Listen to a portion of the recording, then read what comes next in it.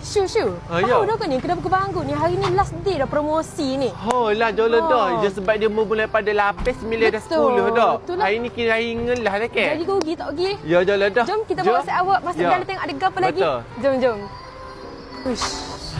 Si awak kepada seluruh warga Tanah Merah, pakak mari belakang beli buku harga sia je. Tengok ni.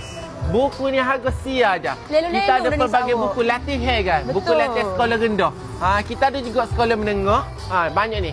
Salah satunya adalah tingkatan 3. Ni tingkatan 3. Pakak mari dah. Semua harga sia je. Rugi kalau tak mari. Kita nak clear stock untuk hari ni. Hari ni last day pakak mari belakang.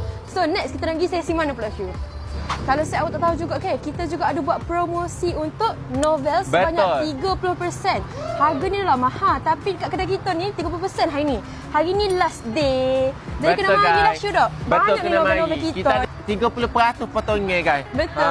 Okey, jom kita pergi ke dekat next pula. Kak Asha nak tahu tak?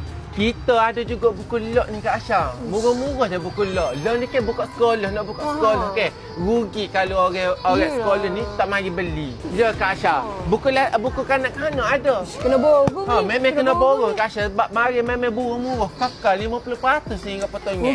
Ada 70%. Kak Asha, selain daripada buku log, kita juga alat tulis ada juga ni Kak Asha. Banyak alat tulis ni. Boleh mari borong. Boleh beli adik saya ni. Betul. So, pakak marilah warga Tanah Merah, pakak mari kedai buku bangku HQ berdekatan dengan flyover. So, si awak kena mari. Rugi kalau tak mari. Ingat pakak mari belakang. Ingat alat tulis, ingat kedai buku bangku HQ. Bye guys. Bye.